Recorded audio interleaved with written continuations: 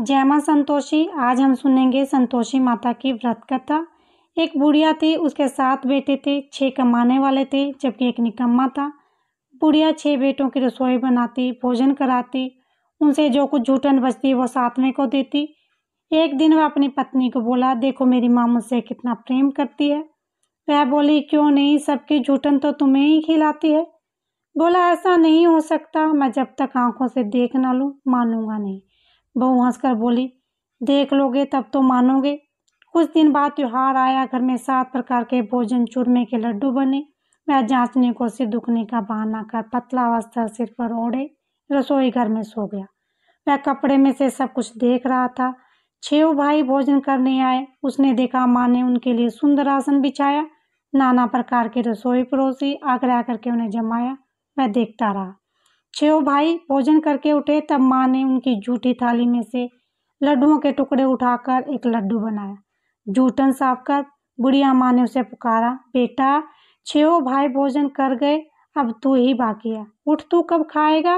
वह कहने लगा, माँ मुझे भोजन नहीं करना, मैं परदेश जा रहा हूँ। माँ ने कहा, कल जाता तो आज चला जा। वह बोला, हाँ आज ही जा रहा हूँ। यह कहकर वह घर से निकल गया। रास्ते में पत्नी की याद आई। वह गौशाला में उपले थाप रही थी।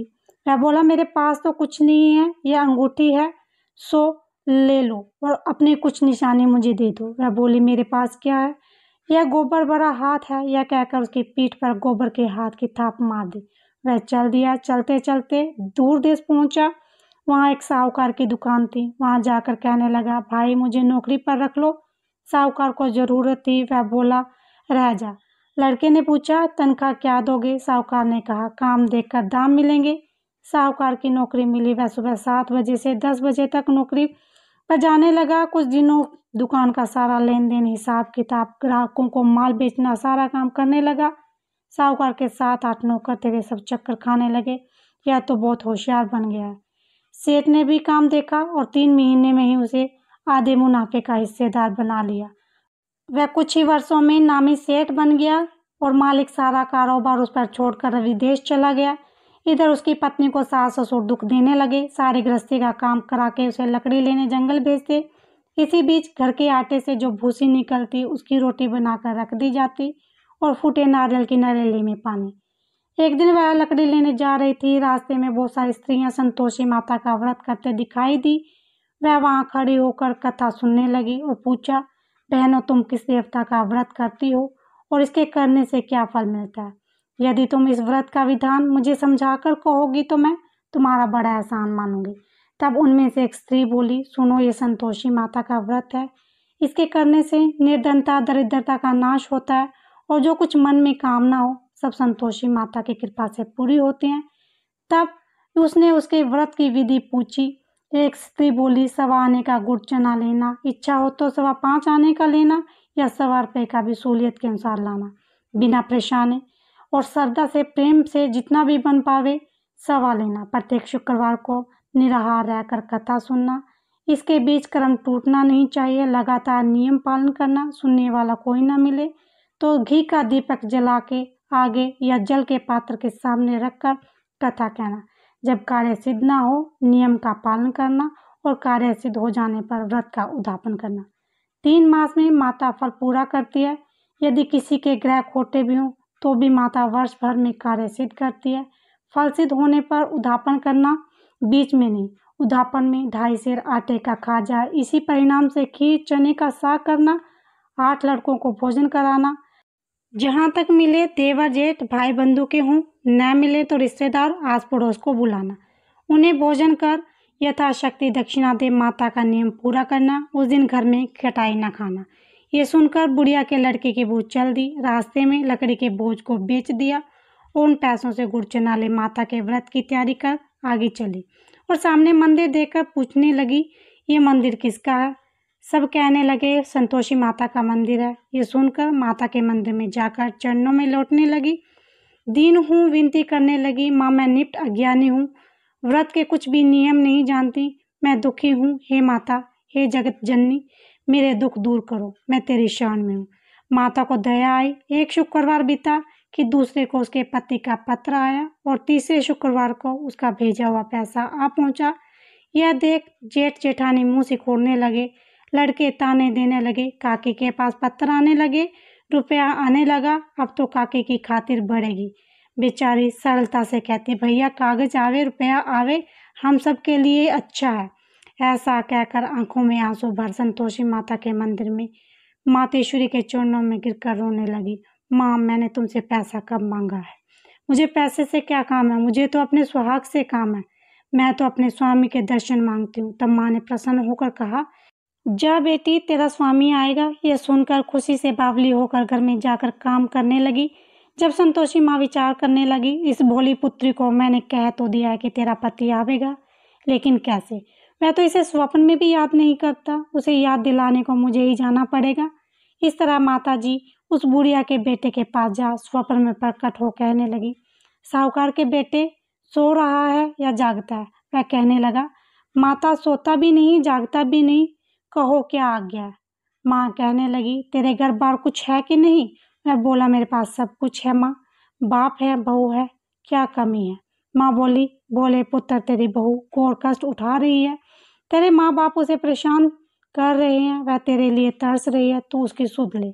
मैं बोला, हाँ माता जी, यह तो मालूम है, परंतु जाऊं तो जाऊं कैसे?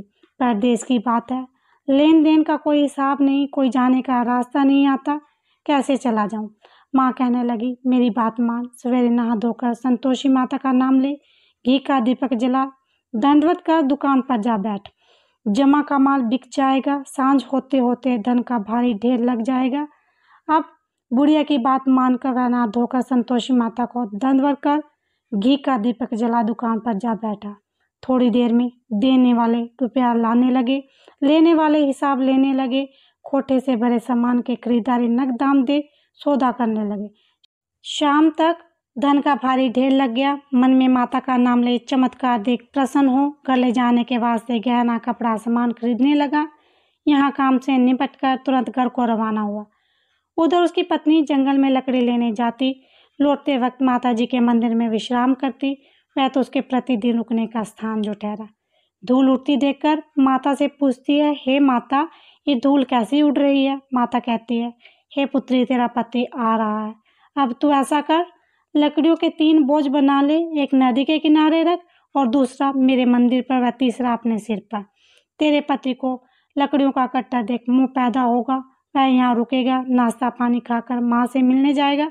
तब तुम लकड़ियों का बोझ उठाकर जाना और चौक में गट्ठा डालकर जोर से आवाज़ लगाना, लो सासू जी लकड़ियों का गट्ठा लो, भूसी की रोटी दो, नारियल के खोपड़े में पानी दो, आज मेहमान कौन आया है? माता जी से बहुत अच्छा कहकर वह प्रसन्न मन से लकड़ियों के 3 गट्ठे बनाए, एक नदी के किनारे पर और एक माता जी के मंदिर में रख दिया। इतने में मुसाफिर आ पहुंचा। सूखी लकड़ी देखकर उसकी इच्छा उत्पन्न हुई कि वह यहीं पर विश्राम करे, भोजन बनाकर खा पी कर गांव जाए। इसी तरह रुककर भोजन बनाया, विश्राम करके गांव को गया, सबसे प्रेम से मिला। उसी समय सिर पर लकड़ी का गट्ठा लिए वह उतावली सी आती है, लकड़ियों का भारी बोझ आंगन में डालकर जोर से 3 आवाज लगाती है, लो सासू जी लकड़ियों का गट्ठा लो, भूसी की रोटी दो, आज मेहमान कौन आया है? ये सुनकर उसकी सास बाहर आती है और कहती है, ऐसा क्यों कहती हो? तेरा मालिक ही तो आया है, आ बैठ, मीठा भात खा, भोजन कर, कपड़े गहने पहन। उसकी आवाज़ सुन उसका पति बाहर आता है, अंगूठी देख व्याकुल हो जाता है। माँ से पूछता है, माँ यह कौन है? माँ बोली, बेटा ये तेरी बहू है, जब से तू गया है तब से सारे गांव में भटकती फिरती है, घर का काम काज कुछ करती नहीं, 4 पैर आकर खा जाती है।